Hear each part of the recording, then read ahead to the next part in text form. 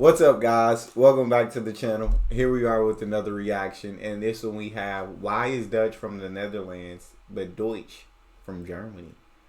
That is a great question that we are about to get the answers to. Before we do though, if you happen to enjoy, don't forget to subscribe, give a video a thumbs up, and let's dive right in. If you've been watching this channel for a long time, it may not surprise you to know that I am in fact Dutch.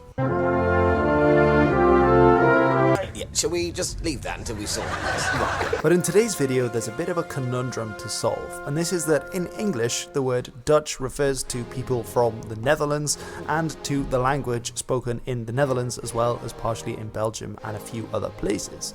However, the term Deutsch refers to people from Germany and to the German language. So in today's video I want to figure out, why are these two terms Dutch and Deutsch so similar, but they refer to different people? It's worth noting at the start that this is partially because, well, these two words are found in different languages. Dutch is found in the English language, whereas Deutsch isn't actually an English word, it is a German word. So really we should be putting it in italics. But just to broaden this out slightly more, we can add to this that there is also a Dutch word, or two Dutch words, that come from the same root. One is Duits and the other is Dietz. So what's going on here? Well, all of these words come from the same root in Proto-Germanic, which was Theudiscas, as it's been reconstructed, this term meaning something like of the people or of one's people, so referring back to a group of people indeed. And this survived into Old English, becoming Theodish, which in Old English meant something like native, and we can actually see it here at the start of Beowulf. What je gardena ingean dagum Theod kuninga thrumse frumon, and so on. This Theod meaning the people, as the name Theoden, such as in the Lord of the Rings, is ruler of the people or a prince. It survived into the Middle English language as Thedish, but it then disappeared and fell out of use. If it had survived, it meant something again like native or endemic, and if it had survived into modern English, we might have it as Thedish or Theodish, but it does not. We have lost it.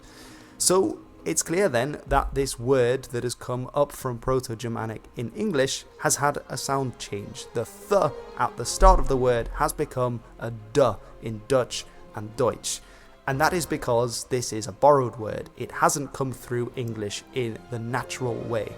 To compare, this is a very regular sound change that we find, where English does retain the th sound, but most of the continental Germanic languages do not. That's why you have, I thought that the thin thief thanked the thick thorn, whereas in Dutch it would be, ik dacht dat de dunne dief de dikke doorn bedankt. I thought that the thin thief thanked the thick thorn. And the fact that I can say it, let me try that. I thought that the thin thief thanked the thick thorn. Easy. Ik dacht dat de dunne thief de dik doorn bedankte. Yeah, that's harder for it. And in German it would be, ich dachte dass der Dude dieb dem dicken Dorn dankte. So you can see very clear correspondence between the th in English and the d in German and Dutch. So it seems then that Dutch itself was a loan word either from Middle Low German Deutsch or from Middle Dutch Duits, which then came into Middle English as Dutch, later on getting the added T, although it was probably already pronounced in the same way. However, what's a little bit different about this Middle English usage of the word is that it doesn't just refer to Dutch people from the Netherlands, but it had a much broader meaning either German, Low German, or Dutch, so encompassing far more people and indeed various languages as well. So why was this the case? Why did this mean so much more back in the Middle English period? This is partially because of the political situation, as Germany as one German nation only really came about in 1871 with the proclamation of the German Empire. It had in the previous decade, since 1864, there had been a North German Confederation, but before that there was an idea of of Germans and Germanness to a certain extent. However, politically, German speakers were very much more divided than they are today in a whole mix of different states. And indeed, for the longest time, the area of the Netherlands, the Low Countries, where we now recognize a distinction between Dutch and German, was also a part of that continuum and a large part of the Holy Roman Empire, with no helpful passports to tell us whether someone came from one side of a line or another side of a line. And to make matters more confusing, a lot of the time those lines weren't exactly drawn out either. So then, when do English people start using this word Dutch, and who are they initially describing with this word? Well, in terms of the linguistic situation, we might look at an area called the Hanseatic League. These were a number of towns along the coasts of the North Sea and the Baltic Sea and several of the connecting rivers that functioned together as a kind of trading network. And along this line, we find various languages. So in parts of the Netherlands and Flanders, we find Dutch or Flemish being spoken. In the Frisian areas, we find Frisian being spoken.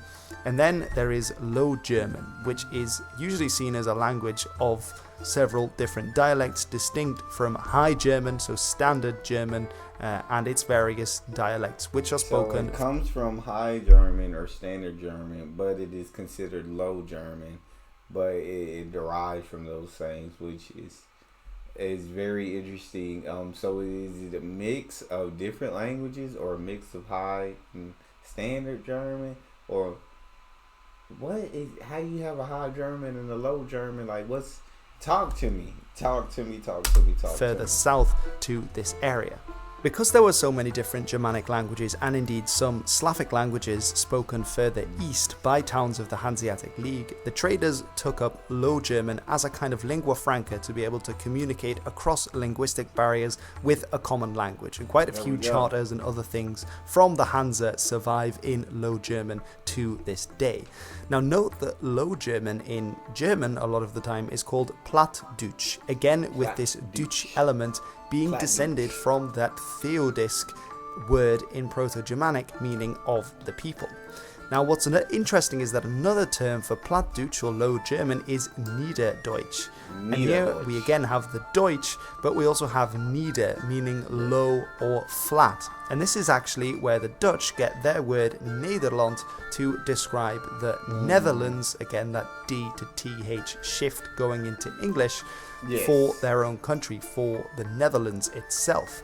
And I think this period is crucial because at this point you had the language of the people, so the vernacular language of Low German being spoken by the Hansa traders, so therefore coming from that root of Theodisk, of the people, while in contrast you had the clergy who at that point were speaking Latin, so that was the language of the church as opposed to the language of the people. And at this point I think the people in England will have borrowed the word of Dutch either from Middle Dutch or from Middle Low German, and because the people speaking Germanic languages that they were I love that Dutch and Deutsch, same thing, isn't it? That's just like a British person. Same thing, isn't most it? in touch with were people like involved in the cloth trade in like Antwerpen or with other Hansa traders along that North Sea and Baltic Sea coast. That word Dutch for the people's language then became a word for Germans, Dutch people speaking in a slightly funny way that we trade with across the sea. However, an important development would be the Reformation, as Martin Luther was of course himself a German speaking an East Franconian dialect of German. Now, because most of northern Germany would become Lutheran after this point, after Martin Luther, the dialect that he had written in was very important and influential for the development of the standardized German language. However, in the Netherlands, most people did not become Lutherans, but rather Calvinists, following the teachings of Jean Calvin, a slightly later Protestant teacher. And for this reason, we get a standard Bible that is written in a dialect of Dutch at the time, which would go on to be very influential, that was different to the German standards being produced based on those teachings of Martin Luther. It's worth noting, though, that into the 18th century, the way that people in the Dutch Republic would describe their language was as Nederduits. So again, that low German, very confusingly, because in English that translates to Low German, but it's not actually Low German as it's used in English, which is their description of Plattdeutsch, which is the German way of saying Nederduits. So you can see how this becomes incredibly confusing incredibly quickly. Now the Dutch Republic is established. I'm sitting here baffled at the moment. I'm like, it got really confusing really fast. I'll just say that. In 1579, and from that point on there is a political entity with the word Dutch in the name as it's described in England. Of course, they would also use terms like Holland, Netherlands, Low Country, and other things of that ilk. But from that point on, I think this is the major changing point when the Dutch Republic is established, that people in England start to differentiate between that separate political entity in the area of the Low Countries with those of the Holy Roman Empire and territories outside of that region where they were speaking different languages, be it Low Frisian, be it Low German or High German itself. So the term Dutch starts to get a more specific meaning towards the people and the language from specifically the Netherlands or the Dutch Republic. Now around the same time we get the introduction of the word German into English, which then also gets a more specific meaning of meaning people not from the Netherlands but from areas of Germany where they're speaking German, although this is before Germany is a state. So this actually comes from the Latin term Germanus, which comes from Germania, which is how the Romans referred to the area of where the Germanic tribes were living. And so this becomes a learned borrowing into English, although probably from ecclesiastical Latin, which is why it's German rather than German today. And we find the first use of German in English in 1520, as far as I am aware. More on the various names of Germany and why it has so many names in different languages in a video I did about that. But let's quickly cross over the Atlantic Ocean, because in the Americas the word Dutch has a broader meaning for a longer time. And this is why we get, for instance, the Pennsylvania Dutch, the kind of Amish-like Anabaptist Mennonite figures that we see across various states in the eastern USA. Really? Sort of similar in their beliefs as some of the Hollanders who went over to Poland. Although the ones that went to Poland were actually Dutch, whereas the Pennsylvania Dutch mostly came from southern Germany, and their language isn't Dutch at all. Their language actually is based on a sort of Rhenish dialect of High German. So the Pennsylvania Deutsch, the Pennsylvania German, but not supposed to be the Pennsylvania Dutch, because none of them really Dutch, but more South German. Not Dutch. And during the American Civil War, a lot of the times when Germans were being described, or German regiments, they were referred to as Lop-Ear Dutch or Yankee Dutchmen or Dutchies, which makes researching the actual Dutchmen that fought in the American Civil War, and indeed the Germans, a little bit more difficult, because we're sometimes not really aware whether the people being described were actually from Germany or German-speaking areas or from the Netherlands themselves. Now, of course, in 1871, the German Empire would be proclaimed, and so you had for the first time both a German state and a Dutch state, which was already established in the late 16th century to differentiate where people came from.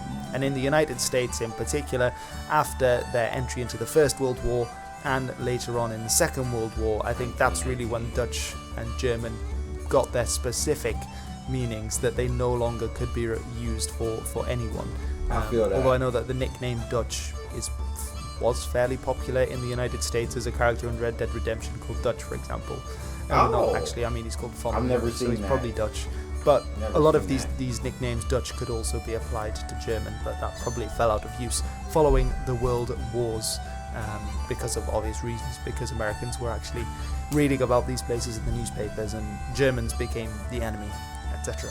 So, as a helpful chart, let's take a look at what all these words mean in the different languages. So, if we're looking at Dutch, we have the term Duits, which now only specifically refers to people from Germany or the German language. There is also another term that has branched off from that original root, which is Dietz, And this is more generally used for Dutch or Dutch-speaking people or Germanic. So there is a kind of Duitsland idea, which is wanting a greater Netherlands to reincorporate Flanders and potentially South Africa and wherever else where they speak a Dutch-like language. If we move over to German, we have the term Deutsch, which is used for Germans, people from Germany, as well as the German language. And in English, the word Dutch now specifically means people from the Netherlands, apart from special cases like Pennsylvania Dutch, for example, whereas it formerly had been a broader term which included people from Germany, Germans, German speakers, etc. So that is the rather complex history of where these terms come from in German and in Dutch, and with plenty of Low German mixed in as well. Let me know, did you enjoy this video? Did you already know about where the words Deutsch and Dutch came from? If you're one of the people involved with the Anglish movement, would you like Theodish to come back? I believe there's a forefather song that's called Theodish Belief or something of that ilk. Although that would probably just make things more confusing. And would Dutch then be used simply for people from the Netherlands or for people speaking a Germanic language? It's probably easier using the terms German and Dutch these days, I think, but I thought this was an interesting video nonetheless. Feel free to check out some of my other videos on related. Definitely an interesting video, definitely a very complex and kind of confusing video for me. Y'all talk to me about Dutch and Deutsch, and if anybody can break it down into simpler terms in the comment section, I would absolutely love that. That's all we have. You guys enjoy. Don't forget to subscribe, give the video a thumbs up, and check out the next one. I'll see y'all next time.